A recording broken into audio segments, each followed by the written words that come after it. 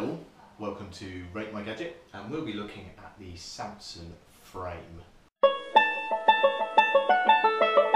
which is a television, but also due to the quality of it, can actually act as a picture frame as well. So let's see how it performs.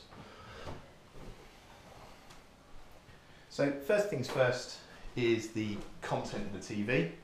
So the TV itself, so this is the image for Blue Planet in Ultra HD. But if I go to the menu, so you can see it's absolutely fully loaded. Amazon, Netflix, BBC, ITV, Facebook, all those kind of things. But its power is in the quality of the image. So if I just zoom right in, you can see there is absolutely no pixelation on there whatsoever. And that's why this TV can be used as a frame. So one thing it does do, if I come out of this, is go to art. Now I'll turn the lights off for this. So the TV's got a sensor on it in which it allows you, it will set the image quality, and as you can see, if I go to different pieces of art, so if I go to, so out of the box, if you go here, you've got the Samsung collection. And the Samsung collection has got various different images that you can put on there. So if I choose this one here, iceberg from Greenland, you can see that that image, so if I leave that there, and it's probably difficult to tell, and if I put my finger over the red light of the, you can see the quality of that. There is no pixelation whatsoever in that image. It's absolutely flawless. And it does look like rather than a television where you've got a static screen, you have very, very little reflection. And what you actually find is that the image looks like it's got a bulb behind it. So it looks like it's a print, a perfect print with a light coming behind it. And then what you can do is you can then go to your collection. So if you then put images on there off a hard drive, so these are my pictures, you can then put your own pictures up there. Now, what does tend to happen, and this is a bit of a failure of the telly, is you have to edit the images outside yourself. So as you can see, this one, it's not been photographed in a 16:9. It's not at HD quality, but you could, outside, if you've got Photoshop or anything like that, you can change that. So you can't actually get rid of the mount. You can change a coloured amount, you can make it shadowed and all those kind of things, but your images you'll have to manipulate outside. And that's the same if you want to have 3 images as well on the screen. But it's really, really, really easy to do. It'll recognise any kind of image. I've put JPEGs on there, I've put different type of images on there, and it seems to recognise every single one of them. The other thing that you can do is you can, out the box, buy the membership, which is £3.99 a month, and that will give you all of these additional images, such as these. Now you get it free when you buy the TV for the first month, but it does mean that every month it keeps cycling and you can get different artists. The only failing is you don't get any artists, classical artists like Van Gogh or Monets or any of those. However, as I said before, you can upload your own images on it. So that's it in terms of the frame. It's really, really slick. Let's show you some of the connections. Okay, so this is the One Connect. So this is really the device that connects into your television. This is where the brains is. So what this means is this device has just got one cable that connects to your television. But the power of it is that it can be hidden away. So it doesn't have to have line of sight with your remote control. Now, if we look at the connections on the back of this, so working from left to right, you've got your powered USB, your standard USB, so that would be for just like a pen drive. Then you've got your Wi-Fi connection, so you've got all your smart TVs.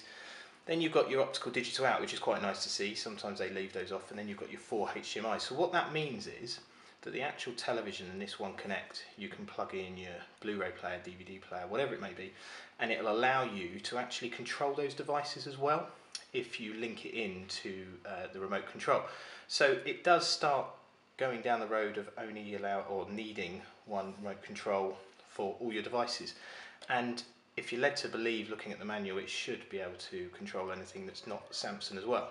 Then you've got your satellite, your normal aerial, and this is your One Connect. So this is the only connection point between the television and it.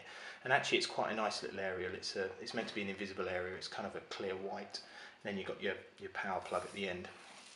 And then at the end here, you've got 2 connection points. You've got the external link and the common interface. So I don't quite know what they are as yet, but we'll figure that out.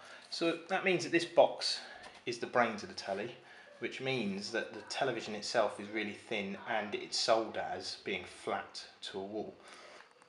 Okay, so this is the television hanging up on the bracket that you saw earlier. As you can see, it's very, very nice and tight at the back here, so probably 10mm clearance, and you can angle it away. The only thing is, and just to be aware of, when you do hang this television up, so what happens is at the bottom you've got your power lead. I don't know if you can see that. A power lead and a fibre optic lead for all of your clever connections. If you want this to just look like a picture like we do here, then you'll need a stud wall to hide something behind, or you could have some trunking going down, which would look a bit horrible, or you could just channel in on the wall, put it in there. So something to just be aware of. So on the bottom left hand side of the TV is where you've got the power lead and the fibre optic going in, and as you can see, we've tried to hide that behind there. So that's the telly on the wall with the bracket. The other thing I absolutely love is the controller. So the controller, really simple. It's got the volume up and down button. It's got a home button there. So if we go to, so here we go. So volume up and down, really easy. Channel up and down. And then you also have, if you want to, this speaker button. So it isn't like the Wii remote in which you can move it around, but it does have a good speaker button. So take me to Google. Ah, okay, sorry. Netflix doesn't have that, so let me go back. Okay. Exit.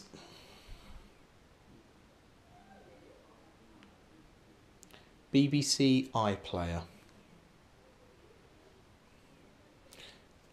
So as you can see, it's not perfect, but what it does allow you to do is it then takes you straight to YouTube or the internet to be able to search for whatever you want. So it's not perfect, it's not great, but to be honest, the thing I absolutely love is the interface. The interface of this, of Samsung, and most Samsung TVs is really, really slick.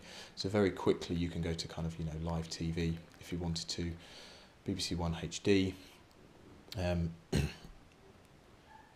So here we go, this is Blue Planet. You can also quickly go back to the art. You can go to your apps. So the apps, there's quite a few apps in here. You've got the likes of Deezer, you've got Spotify, you've got your Netflix. So if I go to, for example, music and radio, there you go. So actually it doesn't have Spotify. That is the one that I haven't managed to find on here. But it has got quite a few Gamefly games, you know, Lego Batman, etc, etc. So pretty good. Absolutely love this television. This is the 42-inch, but really recommend this television. I hope that's helped. I hope you've enjoyed. Please subscribe, please like. The links are at the bottom for this television. So I hope this helps.